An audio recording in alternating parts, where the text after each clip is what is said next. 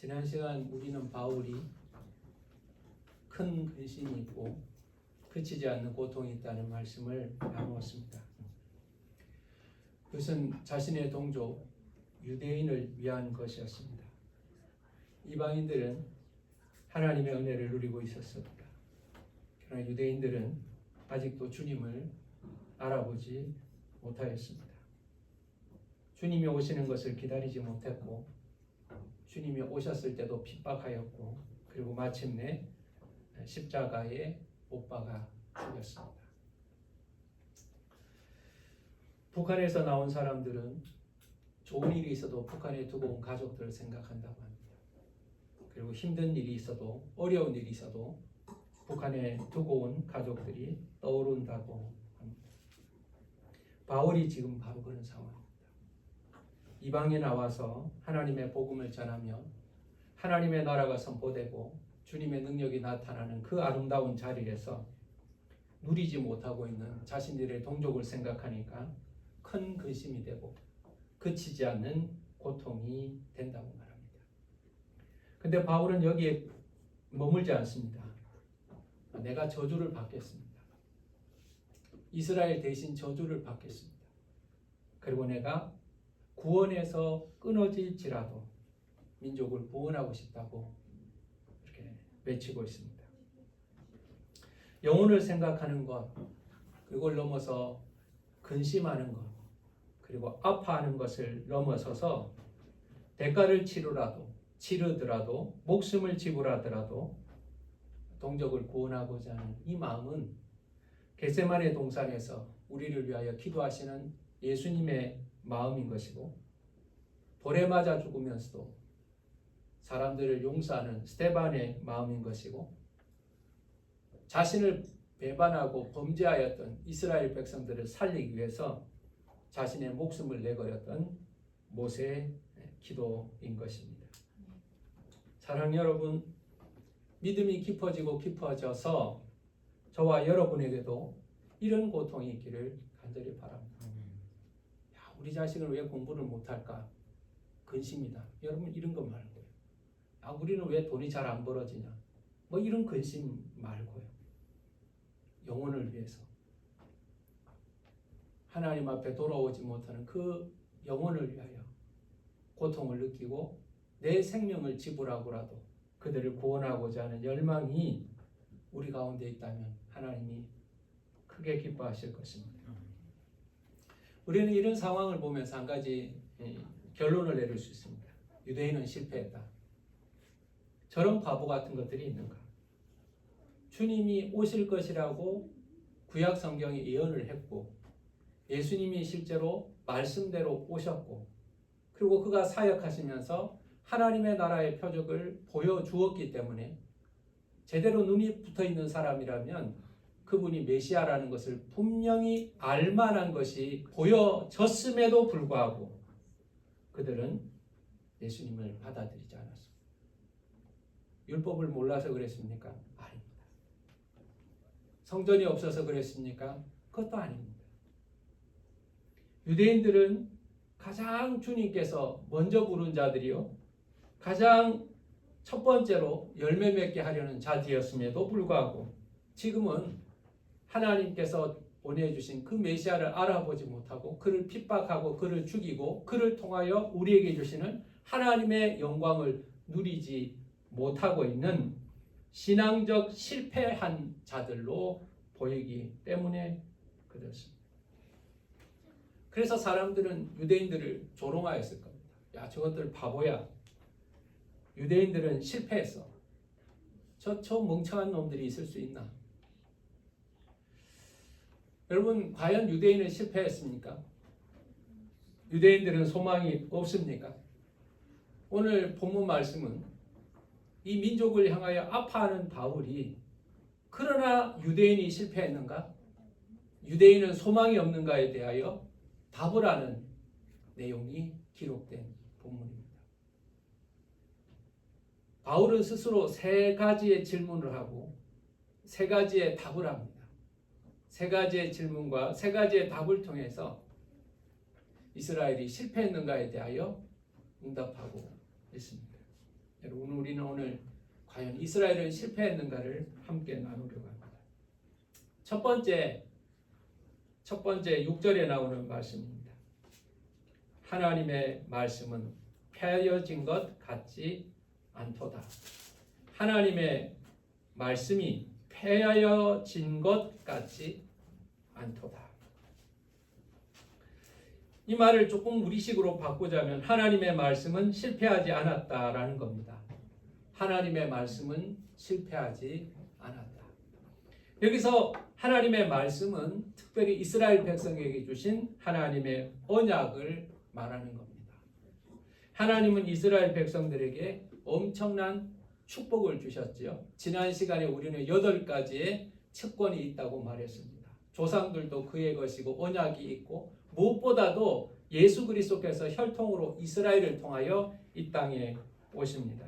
그러니 유대인들이 예수님을 모르니 8가지 특권이 있음에도 불구하고 예수님을 영접하지 못했으니 이스라엘은 실패한 것 아닌가, 이렇게 질문할 수가 있는 겁니다. 그런데 바울은 말합니다. 언약은 실패하지 않았다.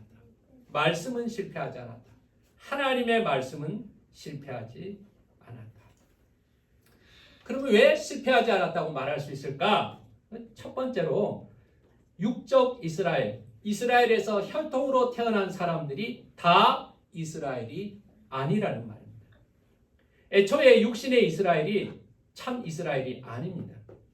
나는 지금 이스라엘 사람입니다 라고 말한다고 하나님이 다 이스라엘 사람으로 쳐주지 않는다는 겁니다. 하나님이 인정하시는 이스라엘만 이스라엘이라는 겁니다. 그것을 예로 들기 위해서 오늘 본문은 아브라함의 씨가 다 그의 자녀가 아니었다고 말합니다. 여러분은 알겠지만 아브라함은 아내가 처음에는 한 사람이었습니다. 사라 한 사람이었죠. 근데 하나님께서 사라를 통해 아이를 낳는데 시간이 걸리도록 하셨습니다. 그러니 기다리지 못하고 사라는 하갈을 통해서 자녀를 낳게 하라. 그래서 하갈을 통해서 이스마엘이라는 자녀를 낳았습니다. 하나님께서 그 이스마엘을 하나님의 자녀라고 인정해 주셨습니까? 아닙니다. 분명히 아버지가 아브라함이에요.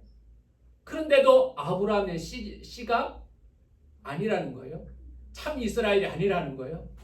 두 번째, 100세가 되어서 자녀를 낳습니다.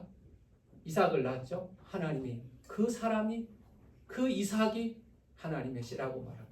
여러분, 우리가 두 번째 아내까지 기억하는데 아브라함은 아내가 죽고 또 다른 아내도 얻습니다. 그리고 또 자녀를 얻습니다. 여러분, 그 자녀 기억하십니까? 기억을 못하죠. 아브라함은 세 여자에게서 아이를 낳습니다. 그런데 하나님이 인정하신 이스라엘은 사라 한 사람밖에 없습니다. 왜 그럴까요? 언약을 따라서 이루어진 자녀이기 때문에 그렇다는 겁니다. 육신적으로는 셋 다 아브라함의 자녀를 낳은 여인들입니다. 그러나 하나님은 육신과 혈통을 보지 않고 언약의 상속자가 누구인지를 보셨습니다. 사라와 언약을 맺으시고 아브라함과 언약을 맺으시고 그 언약 가운데 태어난 사람만이 하나님의 자녀 이스라엘로 인정하신 것입니다. 이삭도 마찬가지입니다. 이삭이 나이가 좀 많이 들어서 결혼을 합니다. 부인은 리브가입니다. 리브가가 결혼을 해서 임신을 했는데 그 리브가 아이를 임신했을 때 쌍둥이를 임신하게 됩니다. 자, 쌍둥이가 이렇게 배 안에 있는데요. 이 쌍둥이에 있는 두 아이를 태어나기도 전에 하나님이 결정하십니다. 12절에 보면은요. 큰 자가 어린 자를 섬기리라. 오늘 본문 말씀이 이렇게 기록하고 있습니다. 큰 자가 어린 자를 섬기리라. 여러분, 태어나기도 전에 이렇게 하나님이 정하셨습니다. 왜 이렇게 하셨습니까? 11절을 보면 답이 나와 있습니다. 11절을 다 같이 읽어보겠습니다. 시작. 그 자식들이 아직 나지도 아니하고 무슨 선이나 악을 행하지 아니한 때 택하심을 따라 되는 하나님의 뜻이 행위로 말미암지 않고 오직 부르시는 이로 말미암아 서게 하려 하사 그랬습니다. 하나님이 그렇게 택하셨다는 겁니다. 하나님이 그렇게 부르셨다는 겁니다. 여러분, 뱃속에 있는 에서가 뭔 잘못을 했겠습니까? 뱃속에 있는 야곱이 뭔 잘난 일을 했겠습니까? 그 뱃속에서 순서를 바꿀 만한 행동이 있었겠습니까? 없습니다. 그런데 그들의 행위 때문이 아니고 나지도 않았음에도 불구하고 선한 일, 악한 일을 행하지 않았음에도 불구하고 하나님께서 택하시고 하나님께서 뜻하셔서 하나님은 야곱을 선택하셨다는 거예요. 그러니 자랑할 것 없다는 거예요. 내가 한 것이 없는데 뭘 자랑할 거예요? 내가 한 것이 없는데 자랑할 것이 없는 거예요. 자랑을 하자면 우리를 선택하시고 우리를 구원하시고 우리에게 은혜를 주시는 하나님을 자랑할 수밖에 없는 거예요. 다시 우리는 본문으로 돌아갑니다. 유대인이 실패한 것 같냐? 아니야. 하나님이 선택하신 거예요. 이스라엘을 하나님이 선택하신 거예요. 그리고 지금은 이방인을 선택하신 거예요. 유대인이 지금 실패한 것 같아도 여전히 하나님의 선택 가운데 있다는 것을 기억해야 하고, 이스라엘의 몸을 입은 육신의 이스라엘이 진짜 이스라엘이 아니라 영적 이스라엘이 있다는 것을 우리가 기억함으로 말미암아 하나님은 실패하지 않으셨다는 것, 하나님은 그 언약을 여전히 기억하고 계시다는 사실을 우리는 기억해야 하는 것입니다. 두 번째, 바울은 질문을 합니다. 그러면 하나님이 불의하신가? 하나님이 불의하신가? 하나님이 불공정한가에 대한 문제입니다. 요즘 젊은 사람들, 이 시대는 공정에 대해서 굉장히 관심이 많습니다. 공정하지 못하면 대통령도 바꿔야 되고, 공정하지 못하면 제도도 바꿔야 되고, 공정하지 못하다는 것에 불만을 가집니다. 하나님께서 왜 이렇게 하시는 거예요? 이삭에게, 야곱에게 약속하시고, 아브라함에게도 약속하시고, 다윗에게도 약속을 하시고, 이스라엘 백성의 수많은 언약을 맺으시고 복을 주시겠다고 말씀을 하셨습니다. 그런데 지금 이스라엘이 복받은 상태냐는 거예요. 이스라엘이 지금 복받은 상태입니까? 그렇게 보이지 않는다는 거예요. 나라는 로마에게 빼앗겨 있고, 성전은 타락해 있고, 이스라엘 백성들은 예수가 왔지만 알아보지도 못하고 예수를 십자가에 못 박혀 죽이고, 그리고 가난한 가운데, 고통 가운데 영적으로나 세상적으로나 굉장히 궁핍한 상태로 머물러 있는 겁니다. 하나님이 복 주시겠다고 그러면서 지금 이스라엘이 이 모양 이 꼴이 되어 있는데 그것이 하나님 정당한 것인가? 하나님이 공평하신가? 이렇게 질문을 하는 겁니다. 왜 이방인들에게는 풍성한 은혜를 주시는가? 냉정하게 따질까요? 이방인들이 유대인보다 도덕적으로 우월할까요? 그렇지 않습니다. 율법을 지키는 유대인들이요, 율법을 지키지 않고 우상에게 절하고 우상에게 음란한 행위를 하던 이방인들보다 더 죄가 많을까요? 그렇지 않습니다. 그런데 지금 이방인들에게 복음은 흘러들어가서 이방인들이 복음의 풍성함을 맛보고 있고, 유대인들은 지금 그래도 하나님 앞에 바로 살아보려고 하는 이스라엘이 굉장한 고통 가운데 있다는 거예요. 이거 하나님 공정하신 거냐? 질문하고. 여러분, 저와 여러분도 이런 이야기 하지 않습니까? 하나님, 내가 믿음으로 살아보려고 하는데 왜 나 잘 안 됩니까? 저 하나님 전혀 안 믿는 사람보다 왜 내가 더 몸이 아픕니까? 내가 하나님 영광을 위해서 살겠다는데 왜 시험 떨어집니까? 저 자기 나쁜 짓 하고 살아가는 저 나쁜 놈은 잘 되는데 왜 믿음으로 살아가는 내가 잘 안 됩니까? 하나님 이거 공정하십니까?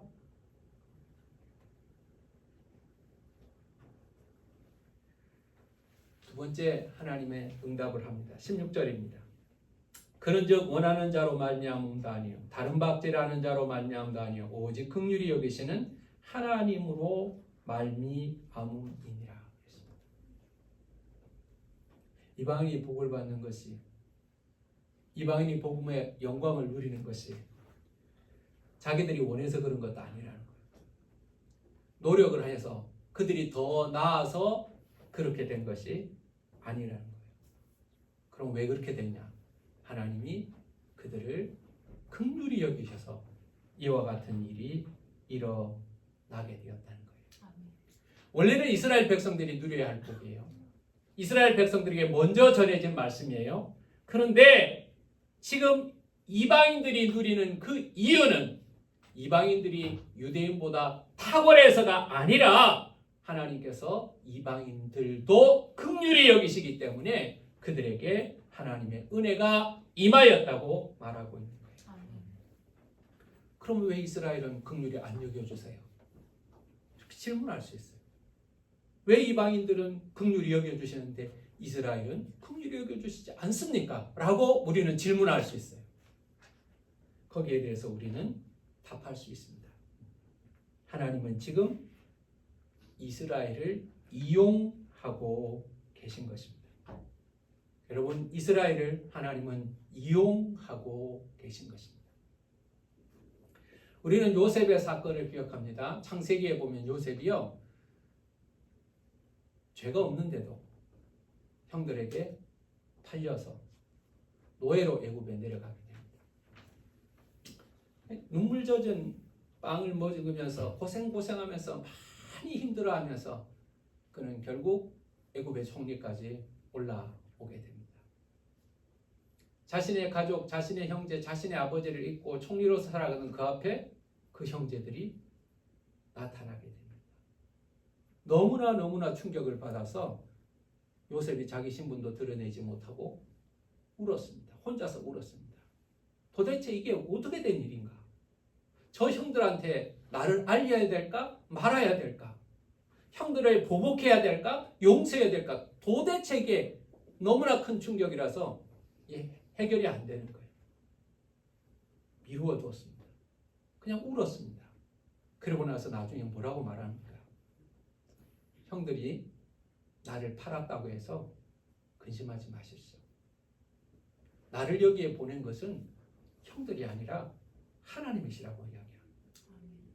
하나님께서 나를 여기에 보내시려고 형들을 이용하신 거지 형들이 나를 팔았기 때문에 내가 여기 온 게 아니라는 것을 이야기하면서 형들을 용서합니다. 여러분, 요셉은 정확하게 본 거였습니다. 형들이 팔았죠. 형들이 돈 받았으니까요. 그런데 그 모든 사건을 통해서 요셉은 깨닫는 것이 있습니다. 단지 형들이 나를 판 것이 아니라 하나님께서 나를 여기에 보내시려고 그 많은 일들과 그 많은 사건들을 통하여서 오늘날에 인도하시기까지 하나님께서 우리에게 일하고 계시다는 것을 알게 된 것입니다. 하나님이 일하고 계신 거예요. 하나님이 이 사건을 이용하신 거예요. 여러분, 우리가 일하는 것 같아도, 우리의 사건 같아도 우리는 우리의 삶 속에서 하나님이 일하고 계시다는 것을 기억해야 합니다. 17절 말씀을 보겠습니다. 17절 18절을 보겠습니다. 성경이 바로에게 이르시되 내가 이 일을 위하여 너를 세웠으니 곧 너로 말미암아 내 능력을 보이고 내 이름이 온 땅에 전파되게 하려 함이라 하셨으니. 여러분, 하나님이 누구를 세웠어요? 바로를 세웠어요. 바로를 세웠다는 거예요. 왜 바로를 세웁니까? 너로 말미암아 내 능력을 보이고 내 이름을 온 땅에 전파되게 하기 위해서 바로 너를 내가 세웠다는 거예요. 여러분, 바로가 버티잖아요. 10번째 재앙까지 다 버티잖아요. 그 10번째 재앙을 버티면서 드러난 게 뭡니까? 바로의 무능, 애굽 신의 무능이 드러났어요. 10번을 통해서. 그리고 하나님의 살아계심, 하나님의 능력이 드러났어요. 결국 바로는 하나님을 대적하는 역할을 하고 있는 줄 알았는데 결국은 하나님을 드러내는 도구가 된 거예요. 하나님은 그래서 바로를 세웠다는 거예요.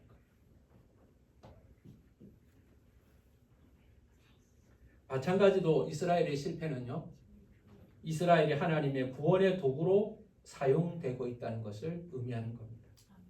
하나님은 이스라엘만 구원하시는 분이 아니세요. 하나님은 온 세상을 구원하시는 분이십니다. 그를 위하여 이스라엘을 먼저 부르셨죠. 그런데 이스라엘의 실패가요, 이방인들의 영광이 된 겁니다. 이스라엘의 실패가 우리에게는 복이 된 거예요. 만약에 이스라엘 백성들이 예수님이 오실 것을 다 잘 알고 동방 목사보다 먼저 가가지고 경배를 하고 박사들 이방인이니까 들어오지 마시오. 여기 못 들어옵니다. 여기 못 들어옵니다. 우리가 예수님을 경배해야 합니다. 그럼 박사들이 예수님 만났을까요? 감히 어디 이방인 주제 예수님께 만나려고 하여 쫓겨나갔을 거예요.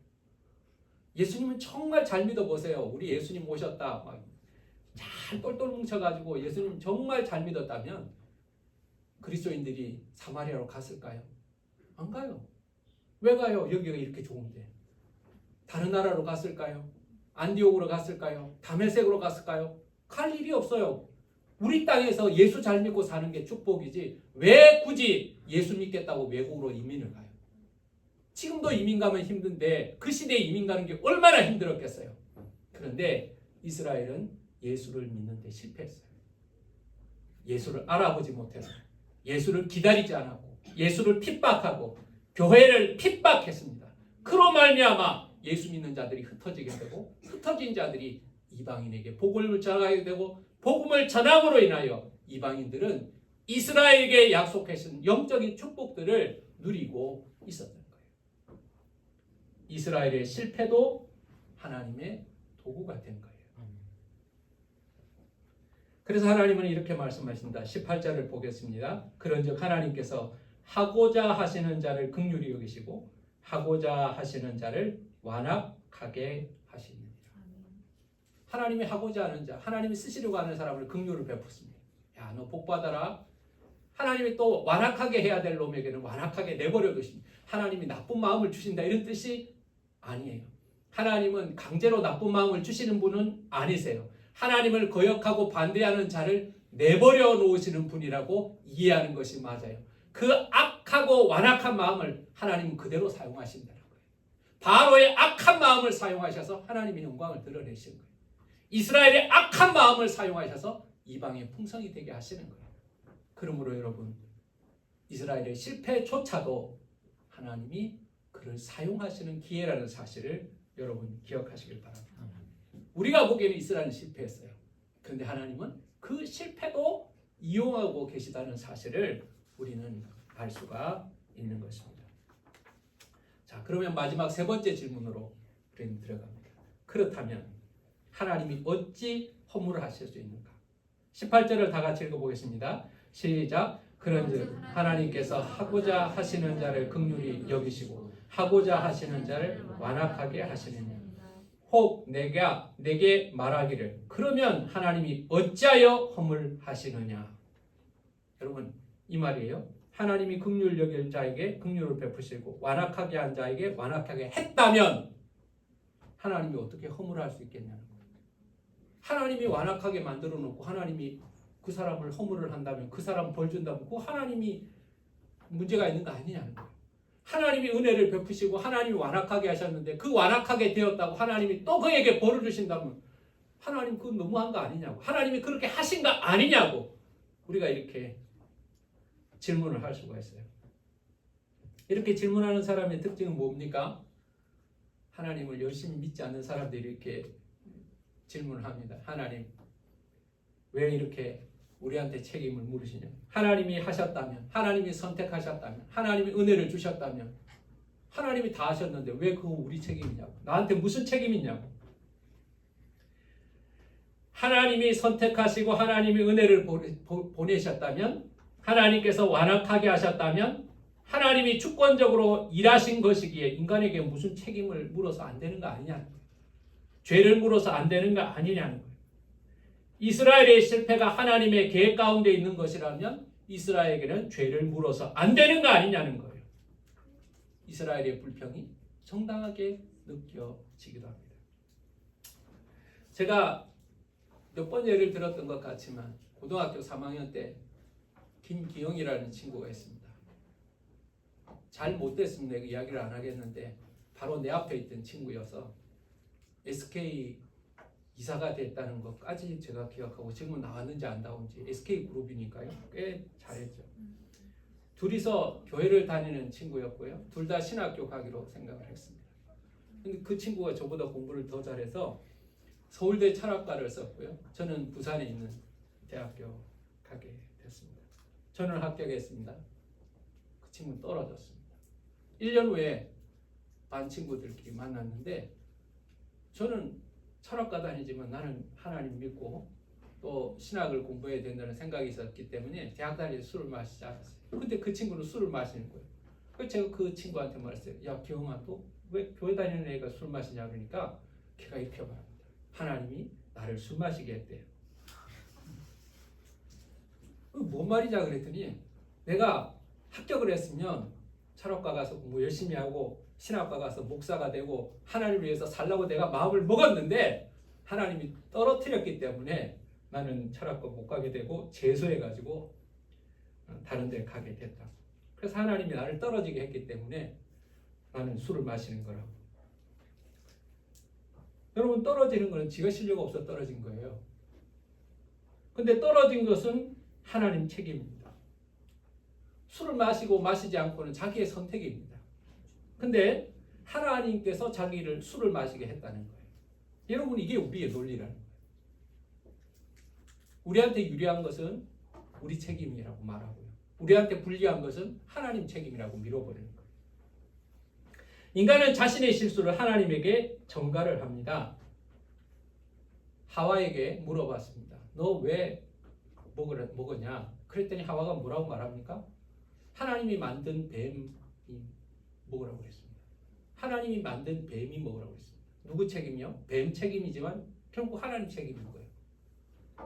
하나님 뱀을 안 만들어 놓았으면 내가 안 먹었을 거 아니에요. 이 말입니다. 아담에게 물어봅니다. 너 왜 선악을 알게 하는 나무를 열매 먹었냐? 아담 뭐라고 말합니까? 하나님이 나한테 만들어주신 아내가 먹으라고 그랬습니다. 이 아내 누가 만들 줄 아시죠? 하나님이 이 여자를 만들지 않았으면 내가 먹을 일이 없었을 텐데 하나님이 이 여자를 만들어 놓는 바람에 내가 먹게 됐습니다. 누구 책임이요? 하나님 책임. 여러분, 인간의 죄에 대한 변명, 여러분, 이걸 적나라하게 보여주는 사건이 그 사건이에요. 우리는 항상 이렇게 하나님 앞에 항의합니다. 자기 잘못한 건 다 잊어버려요. 그리고 하나님 앞에 섭섭한 거 있으면 하나님 나한테 왜 이렇게 하시냐?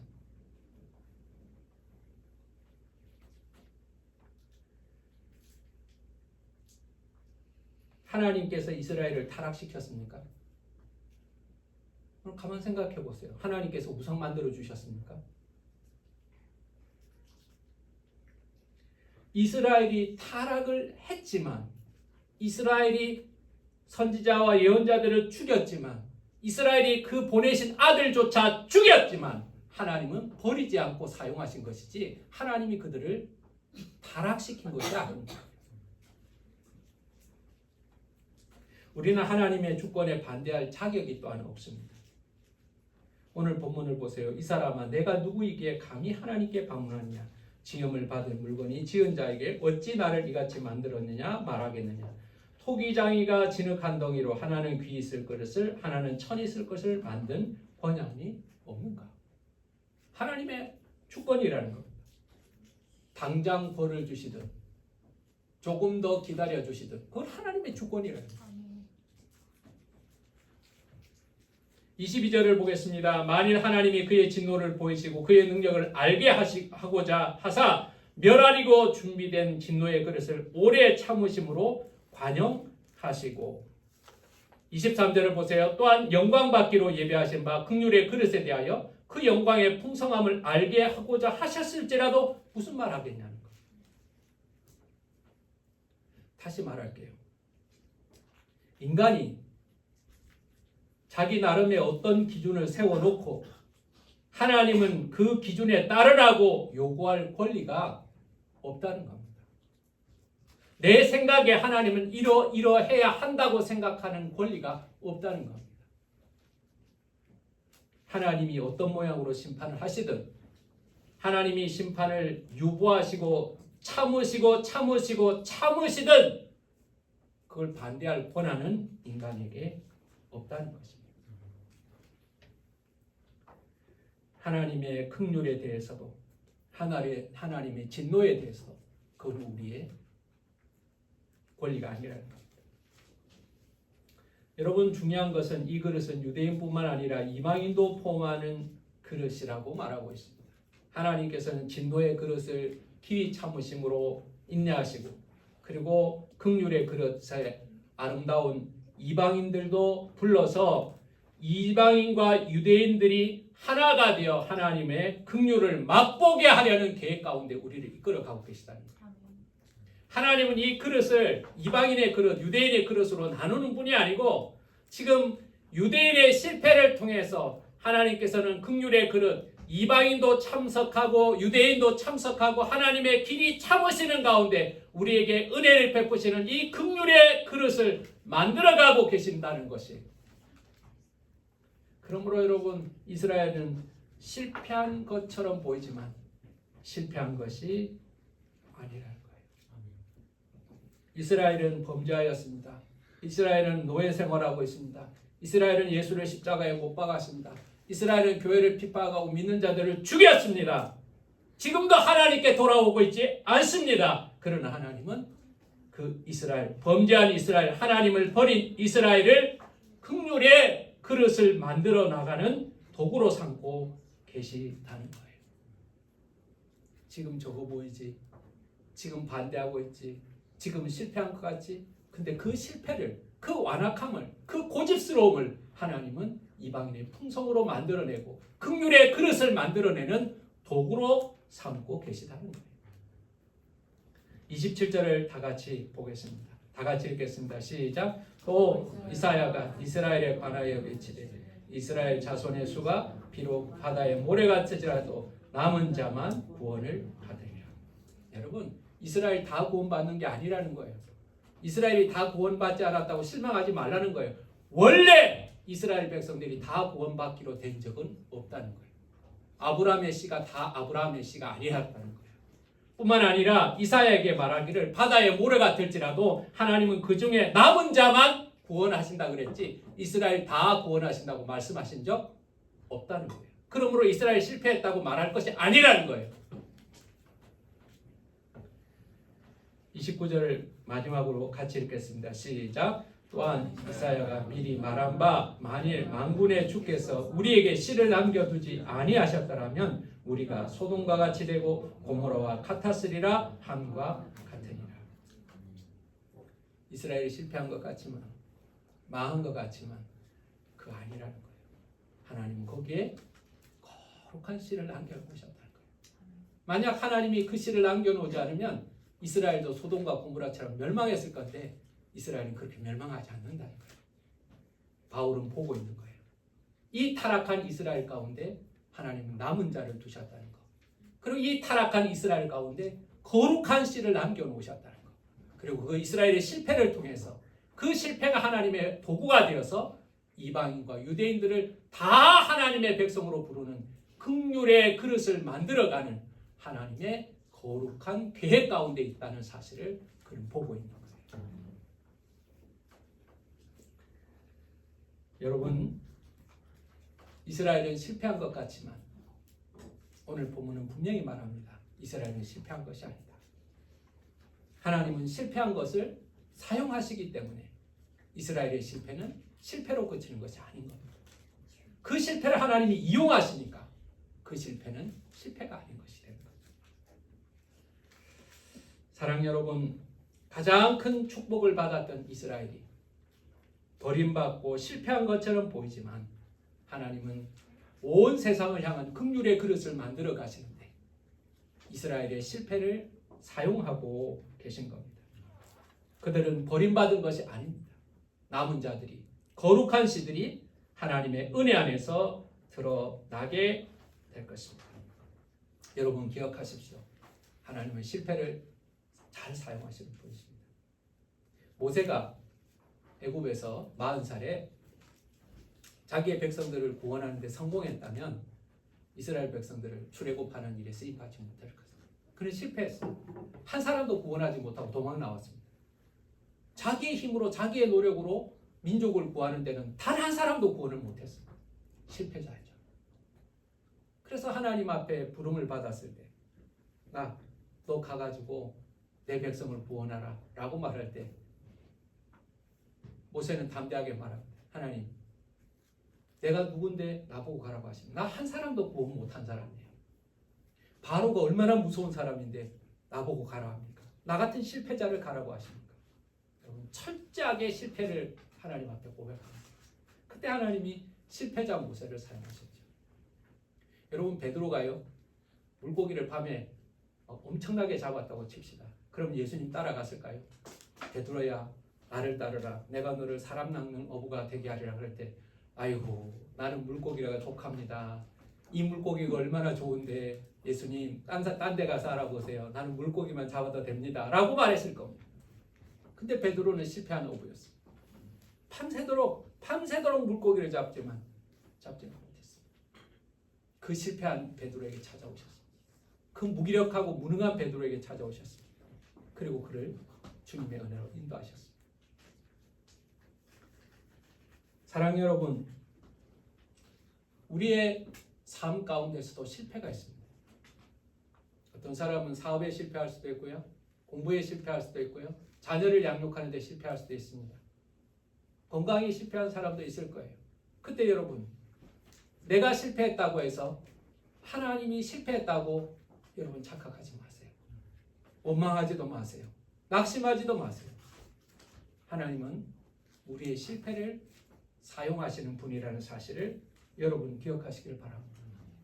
우리가 지금은 실패한 것 같을지라도 하나님께서 그 실패를 붙들고 계시다면, 우리가 여전히 하나님 앞에 쓰임받고 있다면, 하나님은 그 실패를 통하여서 하나님의 영광스러운 작품을 만들어 가실 것이라는 사실을 여러분 기억하시길 바랍니다. 지금 바울이 이 편지를 쓰는 이 순간 이스라엘은 실패한 것처럼 보입니다. 경제적으로도 실패했고, 정치적으로 실패했고, 그리고 신앙적으로도 완전히 실패한 자들입니다. 그러나 바울이 이 긴 답변을 통해서 이스라엘은 실패했지만 하나님은 그 실패한 이스라엘을 통하여서 하나님의 거룩한 그릇, 긍휼의 그릇을 만들어 나가고 있다는 사실을 이야기합니다. 그리고 그들 가운데 남은 자가 있을 것이고 거룩한 씨가 있음으로 말미암아 하나님은 이스라엘을 향한 목적과 계획이 실패하지 않을 것이라고 말합니다. 여러분과 저의 삶에도 마찬가지예요.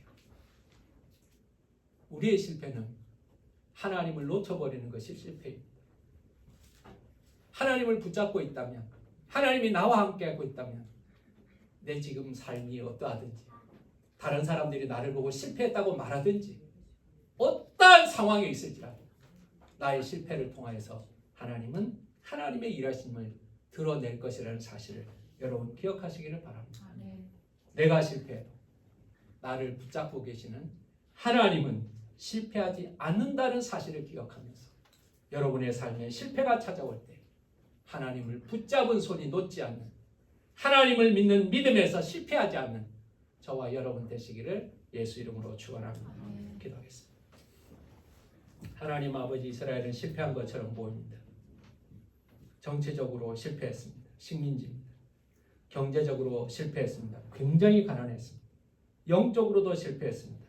재산은 엉망진창이었고 메시아가 오셨는데도 알아보지 못했습니다. 그래서 이스라엘은 세상의 조롱거리가 되고 말았습니다. 그런데 오늘 본문은 말합니다. 이스라엘은 실패하지 않았다. 하나님의 약속은 반드시 이루어질 것이고 하나님께서는 그 실패를 통하여서 하나님의 계획과 목적을 이루어갈 것이고, 그리고 실패한 이스라엘처럼 보이지만 마침내 하나님이 만드신 긍휼의 그릇을 만드실 때 이스라엘도 결국은 남은 자로 거룩한 씨로 동참하게 될 것이라고 말하였습니다. 이스라엘의 실패가 실패처럼 보이지만 그 실패를 통하여 하나님이 일하고 계시고 하나님이 붙들고 계신 한 실패는 실패가 아니라는 사실을 우리가 기억하게 하여 주시옵소서. 우리의 인생 가운데 누군가 나에게 실패한 자와 같다고 말할 때, 나 스스로도 실패했다고 느껴질 때, 내가 하나님을 믿으면서도 왜 나에게 이렇게 실패하냐고 원망하고 하나님 앞에 불평하지 아니하고, 하나님은 나의 실패를 통하여서 거룩한 그릇을 만들어 가신다는 사실, 그리고 그 실패를 통하여서 하나님은 아름다운 것들을 이루신다는 사실을 기억하며 하나님을 믿는 믿음에서 실패하지 않는 우리가 되게 하여 주시옵소서. 우리는 실패하지만 우리를 붙잡고 계시는 하나님은 결코 실패하지 않는다는 사실을 기억하게 하여 주시옵소서. 예수님의 이름으로 기도하였습니다.